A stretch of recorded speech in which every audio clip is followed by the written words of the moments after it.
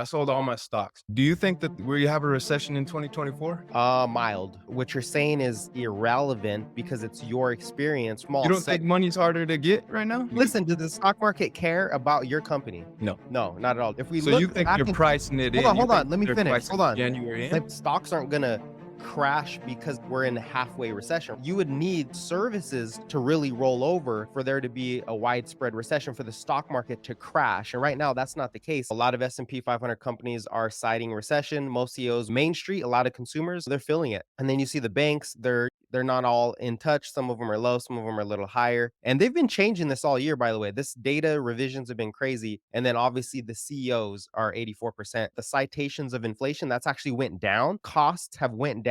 The economic slowdown citations actually went down. Why are CEOs so high then?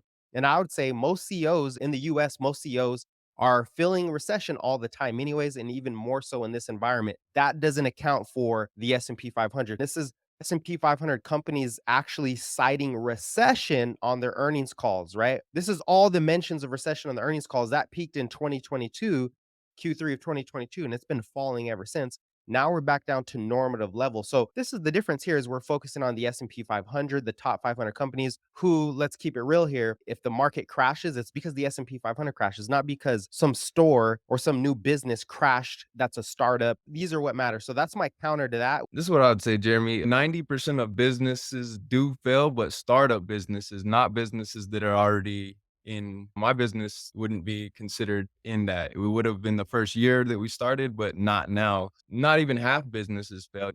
There's probably 10% of business, 20% of businesses that fail every year, maybe, but it's not a dramatic rate. So 90% of them will fail, but like we're saying, we're talking about the S&P, we're talking about these big cap companies. Even this year, if you take them 7 big cap company or the 7 of the biggest companies out of the S&P 500, they'll be negative, right? And I do think that is one thing that Patrick Bet-David does a good job of is he's showing you both sides of the facts right there. Just like you said, he is showing you how he could be wrong in a sense. I don't think he's wrong on the overall market. And I think that this is where we would probably agree. I think last time I was on here, I told you I sold all my stocks, right? That's what I told you. I sold all my stocks.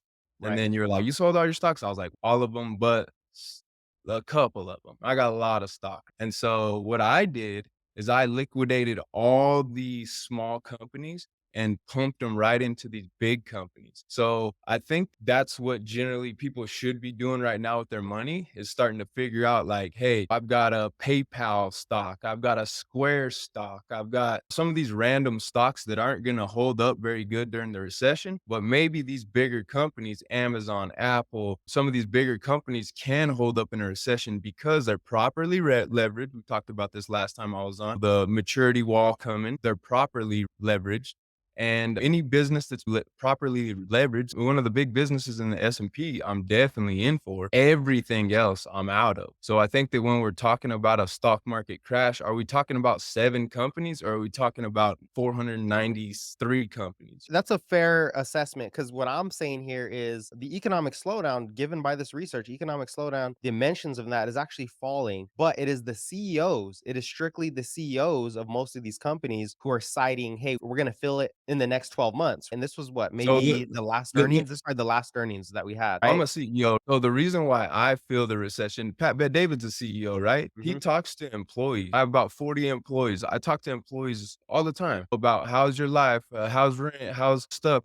And we've risen wages as fast as we've ever have in my company's history. And the employees are in turn doing the worst as they've ever been. And I understand how we talked last time. All these, the consumers don't buy stocks. The consumers don't, I think that they do. Consumers buy iPhones, consumers buy Amazon. And obviously consumers aren't the best with their money, which is But why. listen, the big question is the stock market crash though. There is a recession, don't get me wrong. Stocks aren't gonna crash because we're in a halfway recession, right? The environment is actually improving, and this is really the argument here. If they're citing recession less and less, but it's just the CEOs at 84%, and I don't even know how you actually pull that data because the S&P companies are literally there's less mentions of recession, so that's contradictory there. But in general, if we're But talking it about shows it underneath there, the less you listen, does the stock market care about your company? know. No, not at all. Does it care about But Patrick McDavid does Insurance the stock Company? market care about Amazon sales. Yeah, but Okay, hold does on, does we're the not stock talking market about care about Amazon though. Square sales? Say Square's a process and half of small businesses go under. That affects Square, right? And Right. PayPal and all these other ancillary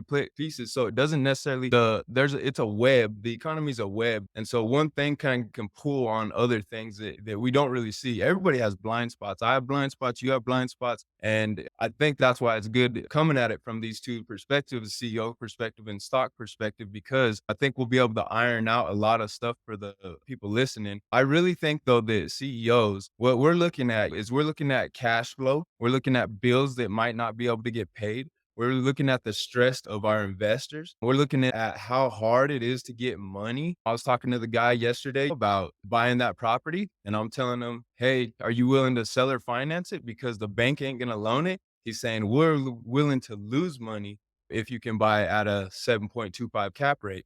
And back a year ago, you would be set at a 6% cap rate. Hey, I let me get you interrupt you. to Can I 8%. interrupt you?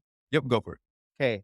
What you're saying is irrelevant because it's your experience, right? It's not necessarily what's going on today with the overall market. It's a You small don't seg think money's harder to get right now? We're gonna get to that. We're gonna get to the lag effects in the money markets. What I'm trying to prove here is that we're in a rolling recession. We've been in a recession and the market's actually rolling through this. If we So look you think back they're in pricing it hold in? on, You hold think on, let me they're finish. Hold pricing on. January Let in? let me finish this and then get to me. Yeah, All right. Last year in 2022, right? We're first of all, recession, can we agree on this? Housing's in a recession right now. I guess, yeah. Single family home, maybe not multifamily, single families in a recession. Prices haven't came down, but buying has stopped, so I don't know. Economic activity, yeah, it's frozen. Economic Right, activity, it's not booming. It's in a mild recession. It's not collapsing. It's just in a right. because a recession doesn't mean you're all the way you're falling apart, collapse. That's not what a recession. It just means Yeah, you're slowing down, right? You're yep, it's you're slowing. slowing. You're right. So back in 2022, technology had the first recession. Amazon, Apple, Tesla was down 75%. Meta was down 75%. They lost in 2022. Almost 800 companies shed 473,000 jobs. Technology down 150. Consumer discretionary 108,000. This is a lot of this is Amazon, Walmart. Actually, that's not Walmart, but that is Amazon discretionary. Financials 50,000. Industrials, right? So you lost 473,000 jobs. That's when the market bottomed in October. It's forward looking. And what I'm getting at here is that we're in this rolling recession, went from financials and then it moved over, right? That's your evidence there. It moved over to housing a little bit. Housing, it didn't fall apart. It's just in a recession. The regional banks are in a recession, but they got saved by the Fed.